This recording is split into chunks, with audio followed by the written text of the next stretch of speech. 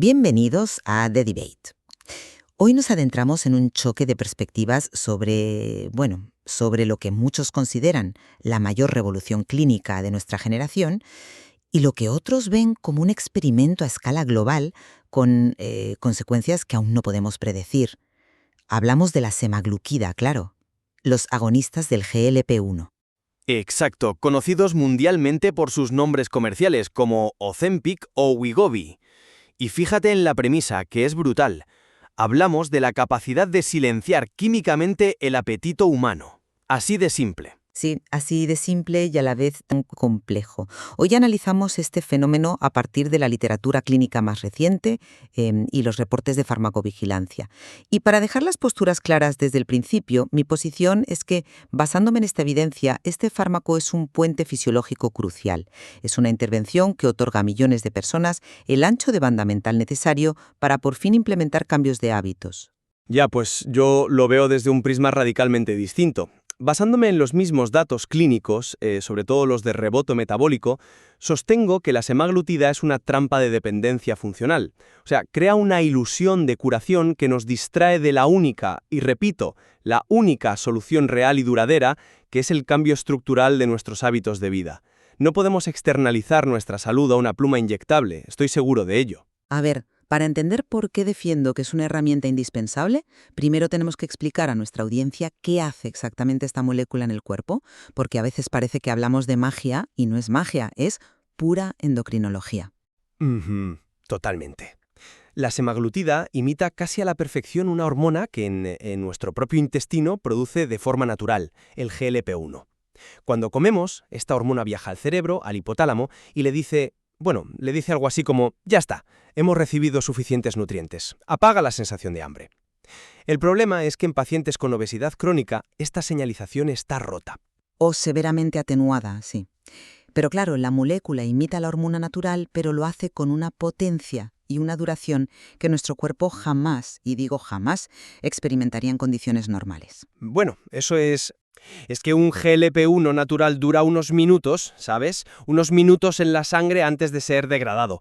La semaglutida está modificada sintéticamente para resistir esa degradación y bombardear los receptores durante toda una maldita semana. Y esa es precisamente la genialidad clínica. Al mantener esa señal activa, el paciente experimenta lo que llamamos un respiro fisiológico.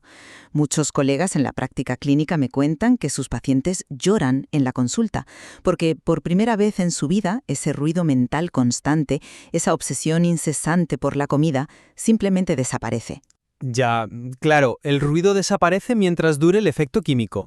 Pero no es solo mental, a nivel digestivo, ralentiza el vaciado gástrico, el estómago se vacía mucho más despacio, así que te sientes físicamente lleno con una fracción de lo que solías comer. Y esto proporciona el espacio necesario para que el paciente trabaje en la causa conductual. Fíjate, es como ponerle unas muletas a alguien con una pierna rota. Le permites moverse, le quitas la carga al hueso para que pueda empezar la rehabilitación real. Entiendo por qué la analogía de las muletas resulta tan atractiva comercialmente. Pero a ver, si analizamos la biología evolutiva, se desmorona por completo. Unas muletas no debilitan tu sistema si las usas temporalmente, y cuando te las quitas, caminas solo. Pero suspender el Ozempic no revela un cuerpo sanado. Yo estoy convencida de que sí puede hacerlo si se acompaña de... No, revela un sistema metabólico que ha sido suprimido artificialmente y que ahora reacciona con una agresividad brutal. Es lo que en la literatura llamamos dependencia funcional. Dependencia funcional. A ver, los ensayos clínicos son clarísimos en esto. No hay adicción química. La semaglutida no secuestra los circuitos de dopamina como lo haría, un narcótico o el alcohol. No tiene síndrome de abstinencia, de temblores o sudoración. No químico en el sentido de un opiáceo, claro que no, pero sí metabólico. Y aquí es donde tenemos que hablar de cómo el cuerpo defiende su peso. El cuerpo humano, por pura evolución, percibe la pérdida masiva de peso como una amenaza de muerte. Funciona como un termostato. Si tú abres las ventanas en pleno invierno, el termostato de la calefacción se dispara, ¿verdad? Sí, el punto de ajuste del peso. El famoso set point. Exacto. Pues la semaglutida es como una mano gigante que mantiene apretado el termostato a la fuerza. Engaña al cerebro para que no dispare las alarmas de hambre. Pero, ¿qué pasa en el momento en que retiras esa mano? Que las hormonas se reajustan. Se reajustan, no, se disparan. El termostato se da cuenta de que la casa está helada. Las hormonas del hambre, como la grelina, se disparan a niveles incluso superiores a los que tenías antes de empezar. Y la leptina, la de la saciedad, se desploma. Los estudios clínicos documentan que los pacientes recuperan hasta 2/3 del peso perdido en muy poco tiempo. Hablamos de recuperar 0,4 kilos por mes.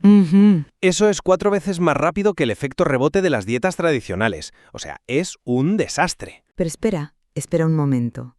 Esa tasa de recuperación de peso no indica necesariamente que el fármaco sea un fracaso.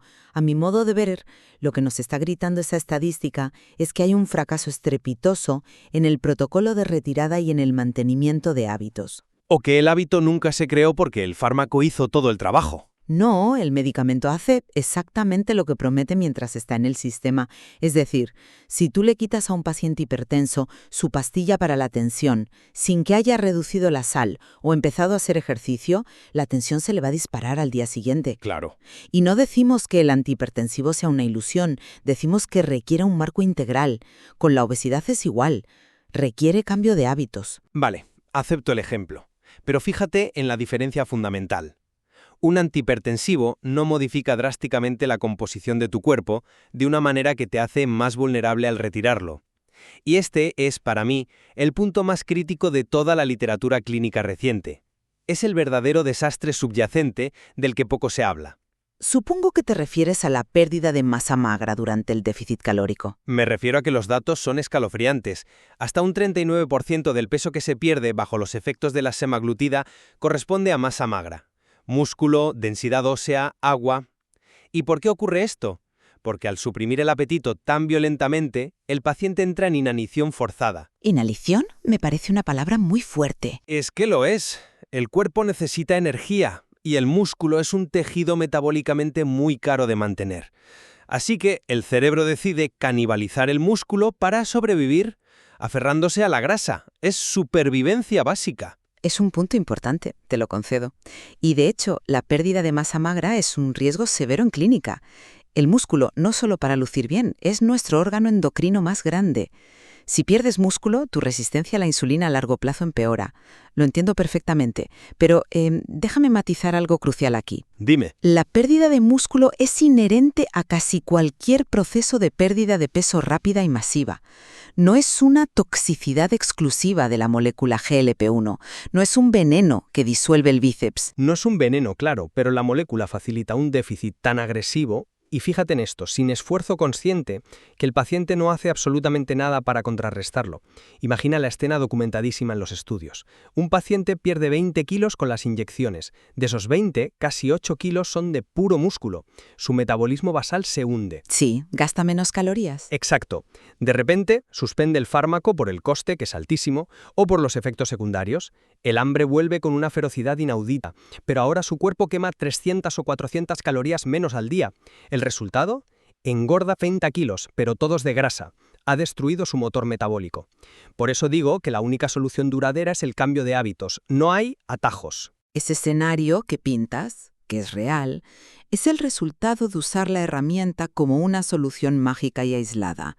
Y ahí estamos totalmente de acuerdo. Pero eso subraya mi argumento principal. Cuando la semaglutida se prescribe correctamente en una clínica, con un protocolo que exige entrenamiento de fuerza pesado y una ingesta de proteína muy elevada, esa sarcopenia se evita dramáticamente. Bueno, se mitiga. Se evita en gran medida. El medicamento no destruye el músculo de forma activa, lo hace el sedentarismo combinado con no comer. Por eso digo que es un puente. Te quita el hambre extrema para que tengas, por fin, la energía mental de ir al gimnasio y aprender a comer. Esa es una defensa teórica impecable, de verdad, pero está completamente divorciada de la realidad. Estás asumiendo un ecosistema clínico ideal que sencillamente no existe a gran escala en España ni en ningún sitio. La realidad es que estas plumas se prescriben en consultas de 5 minutos o peor, se compran por Internet. Ya, el mercado negro es un problema enorme, eso no te lo discuto. Y eso me lleva a preguntarte, si la solución exige de todas formas cambiar la nutrición y entrenar la fuerza de manera innegociable, ¿por qué estamos medicalizando a millones de personas sanas? El mensaje que recibe la sociedad, impulsado por una industria farmacéutica que está ganando miles de millones, es que el hábito es secundario frente al milagro químico. Es la anestesia total de la voluntad. Entiendo tu frustración. Y créeme que a la comunidad médica también le preocupa muchísimo la banalización del fármaco. Esta medicalización estética de la que hablas, el fenómeno de los influencers usándolo para entrar en una talla menor para el verano, es un despropósito. Ha provocado desabastecimientos en farmacias, dejando a pacientes con diabetes tipo 2 sin medicación. Pero, oye, no podemos tirar al bebé con el agua sucia. No es tirar al bebé, es ver los riesgos reales. Pero que alguien use mal una herramienta no invalida la herramienta.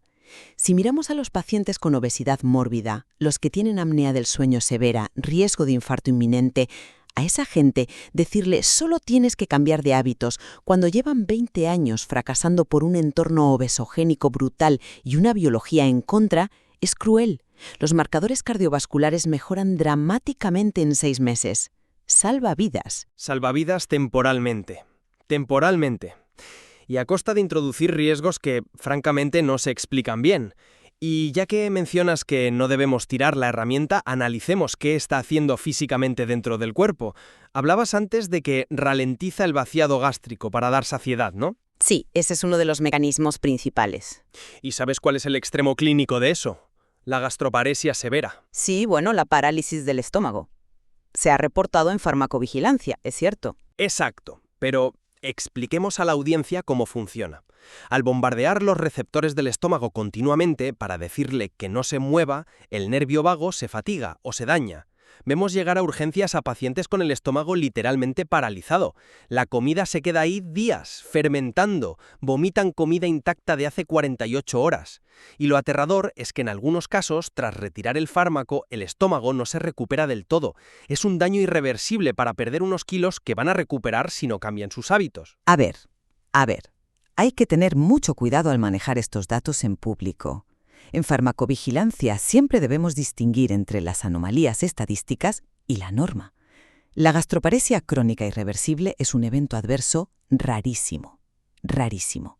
La inmensa mayoría de los efectos gastrointestinales, como las náuseas o el estreñimiento, son transitorios y se mitigan ajustando la dosis. Vale, son raros.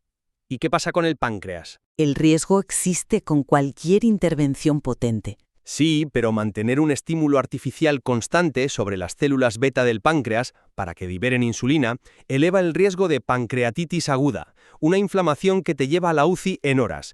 Y no me hagas hablar de la alerta sobre tumores tiroideos, o de la neuropatía óptica lanoiana. Bueno, el estudio sobre la pérdida de visión lanoiana salió hace poco y generó titulares muy alarmistas en la prensa. Pero hablemos de la causalidad clínica. Hablemos, claro.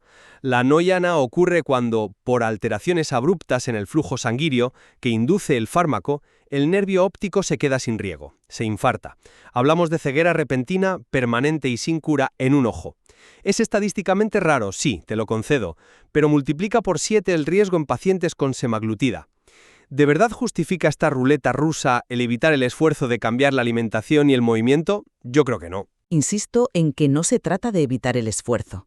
Para un paciente con un IMC de 45, cuyos niveles de inflamación sistémica están destruyendo sus arterias cada minuto, el riesgo de no intervenir es abrumadoramente mayor.